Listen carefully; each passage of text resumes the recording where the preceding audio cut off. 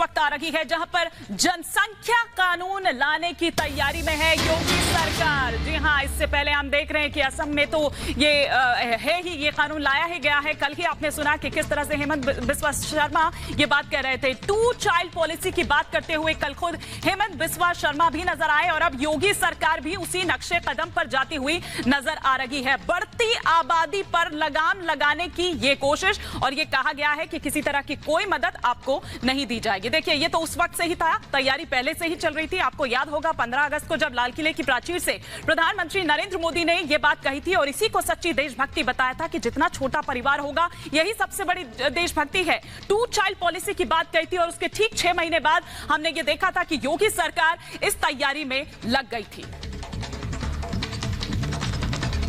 तो सरकारी योजनाओं का किसी तरह का कोई लाभ नहीं, और जैसा कि मैं आपको बता रही थी कि असम में भी आएगी जनसंख्या नियंत्रण नीति। 2 से ज्यादा बच्चे पर नियम लागू होगा। किसी तरह की कोई सरकारी योजना का फायदा ऐसे में नहीं मिलेगा अगर 2 से ज्यादा बच्चे होंगे तो। हाँ, केंद्र की जो योजना है उन पर यह नियम लागू नहीं होगा। असम के मुख्यमंत्री हेमंत बिस्वा शर्मा ने जब कल एक प्रेस कॉन्फ्रेंस की उस बाबत ये जानकारी दी, उस बाबत ये बयान दिया कि किस तरह से बढ़ती जो आबादी है उस पर लगाम लगाने की तैयारी है। ये 2 तस्वीरें इस वक्त हम आपको दिखा रहे हैं। एक तरफ उत्तर प्रदेश की हम दिखा रहे हैं जहां पर इस कानून को लाने की तैयारी है, और वहीं दूसरी तरफ हेमंत बिस्वा शर्मा को आप देख पा रहे हैं, असम के मुख्यमंत्री जो ये बात साफ कर चुके हैं।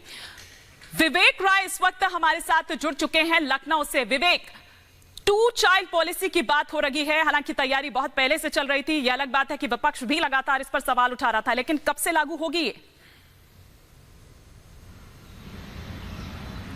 देखिए, अगर उत्तर प्रदेश की 2 चाइल्ड पॉलिसी की बात करें कि उत्तर प्रदेश का जो विधि आयोग है ये उसकी 19वीं रिपोर्ट होगी जो उसने बनाना फिलहाल शुरू कर दिया है, और अगले 2 महीने में विधि आयोग अपनी रिपोर्ट मुख्यमंत्री को सौंपेगा और उसके बाद ये कानून जब विधानसभा का सत्र होगा उस समय पास करा करके ये कानून लागू करने की बात कही जा रही है। फिलहाल इस कानून को बनाने के पीछे जब हमने जस्टिस एन मित्तल साहब से बात करी तो उनका ये कहना था कि जो केंद्र सरकार है या राज्य सरकारें हैं वो लगातार लोगों को या जो गरीब वर्ग के जो लोग हैं उनको लगातार सुविधाएं देने की कोशिश कर रही है, लेकिन हमारी जनसंख्या हमारे लिए बड़ी समस्या है। उन्होंने प्रधानमंत्री मोदी की एक स्कीम का हवाला देते हुए कहा कि जिस तरीके से कहा गया कि मुफ्त राशन तकरीबन 80 करोड़ लोगों को दिए जा रहे हैं 135 करोड़ में, तो उसमें अपने आप में देश के ऊपर, देश की आर्थिक व्यवस्था के ऊपर एक बहुत बड़ा भार है। ये इन्हीं सब चीजों को ध्यान में रखते हुए चाहे अस्पतालों की बात कर ली जाए, चाहे और तमाम सुविधाओं की बात कर ली जाए, उन सब में जनसंख्या एक बड़ा ऐसा कारण आ रहा है जिसमें सरकारी सुविधाएं लोगों तक नहीं पहुंच पा रही हैं। इसी को लेकर के यही तमाम ऐसे चीजें हैं